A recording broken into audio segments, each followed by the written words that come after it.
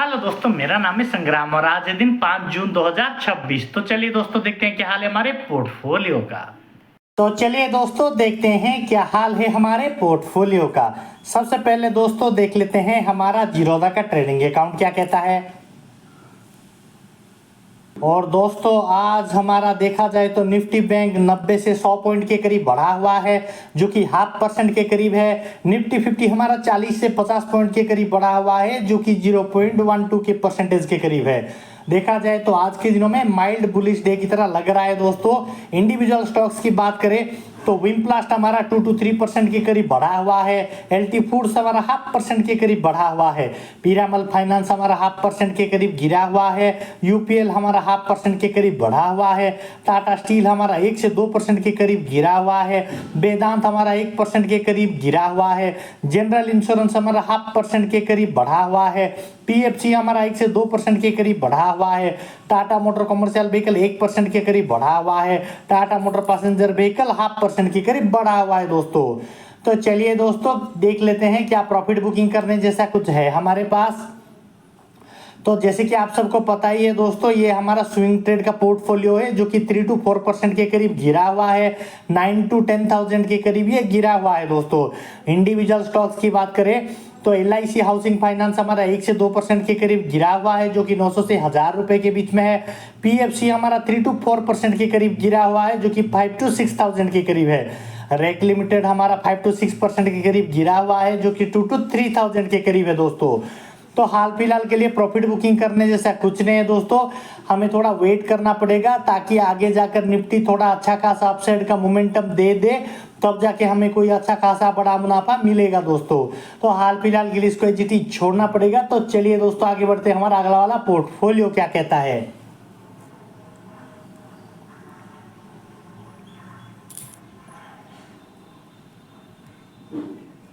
तो ये है दोस्तों हमारा कोटक न्यू का पोर्टफोलियो, जिसमें हमारा ओवरऑल प्रॉफिट 2 to 3,000 के करीब दिखा रहा है।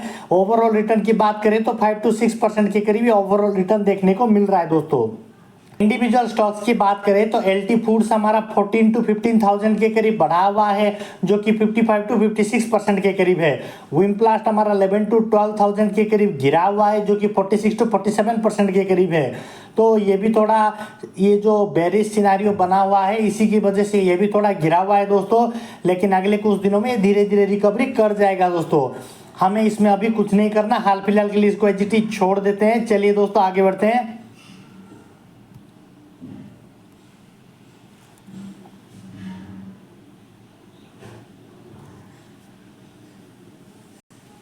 अगर आप लोगों को भी स्टॉक मार्केट के रिगार्डिंग कोई क्वेरी या फिर जानकारी की जरूरत पड़े तो मुझे कमेंट में जरूर बताइए दोस्तों, ताकि मैं आप सबकी कोई मदद कर सकूं।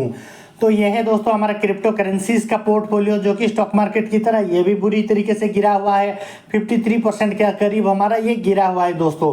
आज के दिनों में 1% के करीब ये भी गिरा हुआ है दोस्तों। जैसे कि आप सबको पता ही होगा दोस्तों, ये सब लॉन्ग टर्म की चीजें हैं। जब तक 5-10 साल तक हम इसको होल्ड नहीं करेंगे तब तक हम इसमें कोई अच्छा खासा क्रिप्टो करेंसी हमारे हाथ लगेगा ऐसा एक्सपेक्ट नहीं कर सकते दोस्तों। तो हाल फिलहाल के लिए इसको एजीटी छोड़ देते हैं और आगे बढ़ते हैं, हमारा अगला वाला पोर्टफोलियो क्या कहता है। तो ये है दोस्तों हमारा ग्रो का पोजिशनल ट्रेड वाला अकाउंट, जिसमें हमारा 1 डे रिटर्न में 10 to 11,000 के करीब ये बढ़ा हुआ है। 1 to 2% के करीब ये बढ़ा हुआ है दोस्तों।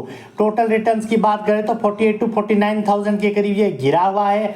7 to 8% के करीब ये गिरा हुआ है दोस्तों। इंडिविजुअल स्टॉक्स की बात करें तो रेक लिमिटेड हमारा 49 to 50,000 के करीब गिरा हुआ है, 10 to 11% के करीब। पीएफसी हमारा पॉजिटिव हो गया है 1500 to 2000 के करीब, 1% के करीब ये अपसाइड का मोमेंटम हो चुका है दोस्तों। तो चलिए दोस्तों देख लेते हैं हमारा म्यूचुअल फंड्स का क्या हाल है।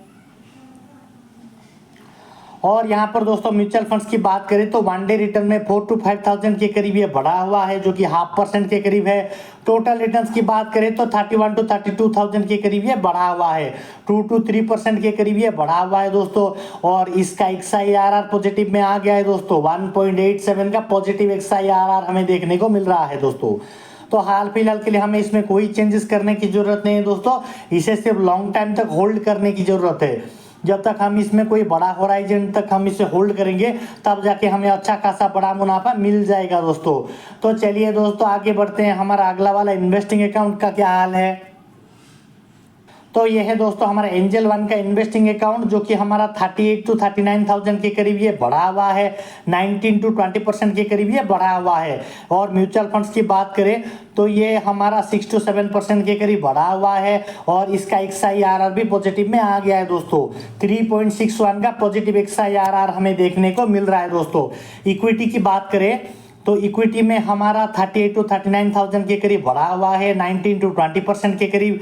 एनालाइज में देख लेते हैं, एनालाइज में हमारा मिड कैप 48 to 49% के करीब बढ़ा हुआ है, लार्ज कैप हमारा 3 to 4% के करीब बढ़ा हुआ है दोस्तों। स्मॉल कैप अभी नील है दोस्तों। सेक्टर वाइज देख लेते हैं, फाइनेंस और हाउसिंग हमारा 115 से 116% के करीब बढ़ा हुआ है। ऑटोमोबाइल और पैसेंजर का 26 to 27% के करीब लॉसेस में देखने को मिल रहा है दोस्तों। स्टील और आयरन हमारा 31 to 32% के करीब बढ़ा हुआ है। ऑटोमोबाइल और ट्रक्स हमारा 52 to 53% के करीब बढ़ा हुआ है।